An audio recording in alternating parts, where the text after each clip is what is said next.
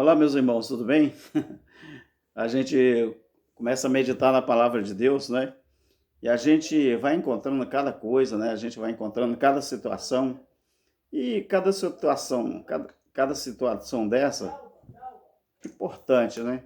É importante porque a gente sempre vai criando conteúdo e a gente vai, ao mesmo tempo, aprendendo cada dia mais. Como se não bastasse os dízimos, né, que os pastores pedem para os seus membros para sustentar a famosa casa de Deus, que nós sabemos que a casa de Deus é ele e a família, né? Eles chamam casa de Deus de templo, né? Eles falam assim, olha, vocês têm que dar o dízimo porque precisa pagar água, precisa pagar a luz, precisa pagar isso, o zelador da igreja e tal. Mas eles nunca falam, eu tenho que pagar a prestação do meu carro, eu tenho que pagar a prestação, a faculdade da minha mulher, eu tenho que pagar a parcela da faculdade do meu filho, da minha filha, eu tenho que sustentar os meus luxos, eles nunca falam isso. Agora, se não bastasse só isso, não é? Se não bastasse só isso, né? Tem uma outra coisa que os pastores exigem muito dos seus membros. Sabe o que eles pedem, os pastores? Eles falam assim, meus queridos, vocês têm que fazer pós-graduação em espiritualidade. Aí uma coisa é muito interessante. O que seria pós-graduação em espiritualidade? Mas os pastores, eles ensinam que essa pós-graduação em espiritualidade, você só consegue fazer ela dentro de um templo religioso, dentro de uma denominação. Você precisa pertencer a uma denominação para você fazer esse processo de espiritualidade. Porque espiritualidade para eles é você andar de calça comprida, o homem, a mulher tem que andar com vestidão ou com saião. Espiritualidade para muitos, não é? Tem a ver com o físico. Agora, olha que coisa interessante. Excesso de espiritualidade, na verdade, que é ensinado e exigido dos pastores, tem prejudicado mais as pessoas do que ajudado. Você sabia disso? Por quê? Esse excesso, né, de espiritualidade que os pastores exigem das pessoas, meu querido, tem feito muitas famílias, né, deprimidas, tem feito muitas famílias tristes, muitas famílias desiludidas. Por quê? Porque os pastores, eles ensinam que essa espiritualidade, não é? Ela tem a ver com você andar do jeito que eles ensinam. Agora nós vamos aprender que nós sabemos que a tal profecia, né? Os profetas falavam as profecias, ela devia durar até a queda do templo. Quando a queda do templo aconteceu, os líderes religiosos deveriam entender que a maior profecia é a palavra. Porque se o ministério humano profético continuasse, será que seria eternamente? Até onde seria?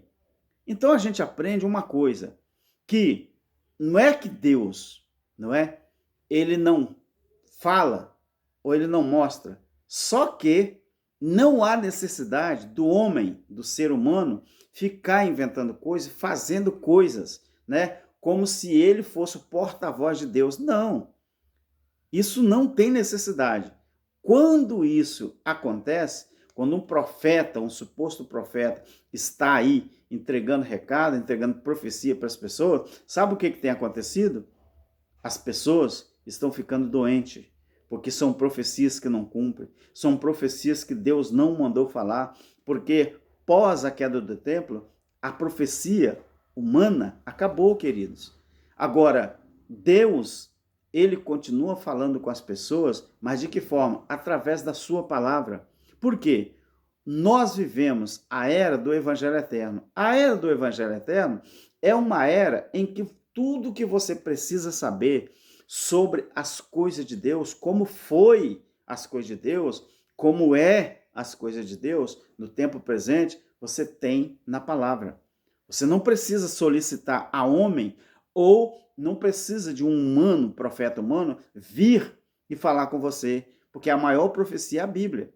Ou seja, essa pós-graduação em espiritualidade que eles ensinam que você só consegue encontrar no templo, isso é uma das maiores mentiras da religião.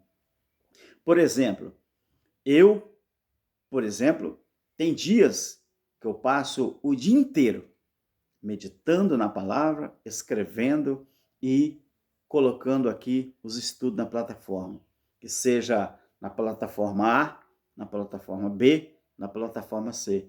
E isso acontece o quê? Quanto mais você medita na palavra, mais você vai se inteirando, mais você vai aprendendo. Aí eu te pergunto, o profeta, ele vem na minha casa algum dia me entregar recado? Claro que não. Você sabe por quê? Porque o dia que o profeta me topar na rua, ou aqui na minha casa, ou em qualquer lugar, e for levar uma mensagem profética para mim, eu peço a ele para parar na hora. Eu não aceito. Sabe por quê? O que um profeta vai falar que a Bíblia não fala para mim? O que um profeta fala que o próprio Criador, através da sua palavra, não fala? Ou Lucas 16,16, o que Jesus falou é mentira.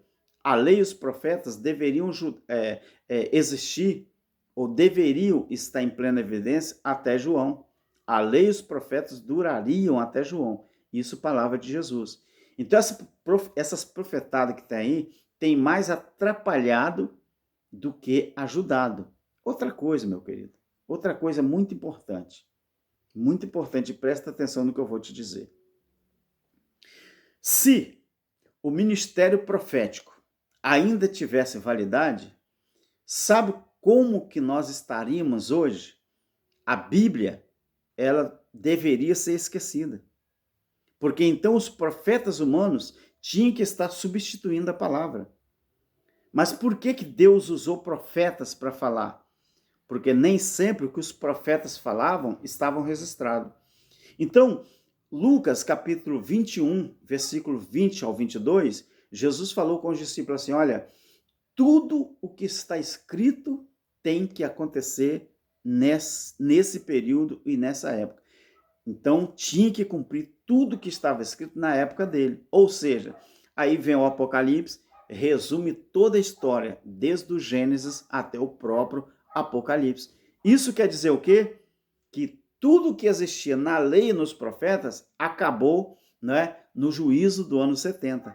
Aí ficam os pastores, líderes religiosos, ensinando mentira ao povo, eles que se acham os guardiões das profecias, os guardiões das promessas, os guardiões, né, de tudo aquilo que está na Bíblia, sendo que é a maior mentira que existe. Agora, se tem uma coisa que nós precisamos dar valor, é o período em que nós estamos vivendo. Meu querido, eu e você, nós sabemos muito pouco ainda. Talvez eu vou morrer, eu vou partir daqui e talvez não vou chegar ao nível de conhecimento e entendimento que eu gostaria de ter. Agora, tem muitos pastores, muitos líderes, e até pessoas comuns, né, que têm um nível de conhecimento e entendimento elevado. Mas, às vezes, esse nível de conhecimento e entendimento que ele tem, não foi capaz de tirar ele da situação difícil que ele passa. Não foi capaz, esse nível de conhecimento e entendimento, não foi capaz de trazer felicidade para ele e a sua esposa, para os seus filhos. Às vezes o cara mora num lugar que só a misericórdia de Deus. Eu não estou menosprezando ninguém, não. Eu estou falando que muitas vezes esse grau de espiritualidade que é exigido pelos líderes dos seus membros, né, seria mais viável se a pessoa tivesse condição de entender as coisas de Deus do que ouvir o pastor dizer que o nível de espiritualidade do crente tem que estar acima de qualquer coisa. E às vezes, quantas famílias que na hora do almoço, na hora da janta, na hora de pagar conta de água e conta de luz, não tem condições. Falta alimento, falta uma água, falta uma luz, falta um gás, falta um dinheiro para pagar as suas despesas, mas toda vez que ele vai no templo, o pastor aponta o dedo para ele e exige espiritualidade dele. E por incrível que pareça, os pastores ensinam que esse nível esse grau de espiritualidade você só encontra dentro do templo. E é engraçado, e eu achava que a nossa espiritualidade nada tem a ver com o espírito para voltar para Deus. Eu achava que a comunhão com Deus que seria a melhor coisa que tem, mas os pastores ensinam errado. Só para você ver, só para você entender como que funciona esse sistema, não é, religioso, que graças a Deus entendemos a palavra e abandonamos, saímos fora, não é? E graças a Deus, hoje Deus em nosso espírito, ele fala muito mais do que qualquer outra coisa. Meu querido, quero te falar uma coisa. Estude mais a palavra. Se você não sabe ler, mas você só ouve, você também é abençoado, porque você está ouvindo. Mas além de ouvir, você dê crédito, não ao que Alberto Lírio fala, dê crédito naquilo que eu falo e que está escrito na palavra. Se eu falar alguma coisa que não tiver escrito, aí você não dá crédito, não. Não dê crédito. Agora, se eu falar e tiver escrito, aí você dê crédito, porque é a verdade. Do contrário, nada feito. Tá bom, meu querido? Eu quero que você entenda que essa pós-graduação, entre aspas, né, que os pastores exigem de você, ela mais prejudica do que ajuda, tá bom? Porque não é uma pós-graduação em espiritualidade do jeito que a palavra fala. Espiritualidade está muito longe daquilo que é ensinado dentro dos templos religiosos. Se você pesquisar sobre as várias religiões do mundo, como que eles fazem para alcançar um grau de espiritualidade, você fica impressionado. Sabe por quê? O meio mais errado de alcançar a espiritualidade é o ensinado dentro das igrejas evangélicas, dentro dos templos, ensinado pelos pastores. Aí, aqui na minha cidade, por exemplo, tem pastores aqui que eu encontro, né? Todo alinhadinho, de dia, né? De noite e tal. Um sapato que dá até pentear o cabelo, uma calça, né? Social, uma camisa social, e o cara anda igual uma gazela, né? Aí eu falo, olha, aquele nível, aquele tipo de espiritualidade é que eles ensinam. Aí ele olha um crente, um cristão, tomando um banho de praia, jogando futebol, eles torcem a cara, torcem o berço e falam assim, ó, aqueles lá são ímpios. Esse é o nível de espiritualidade que eles acham que é. Aí ensinam lá nos templos deles que você deve não se associar com outras denominações que não seja dele, você não deve se associar com pessoas que não seja do grupo dele. Olha o nível de espiritualidade que eles ensinam. Aí eu te pergunto, que espiritualidade é essa? Então, pós-graduação em espiritualidade, onde é encontrar? É no templo ou na palavra do Eterno Criador? Tchau, fique na paz. Amém.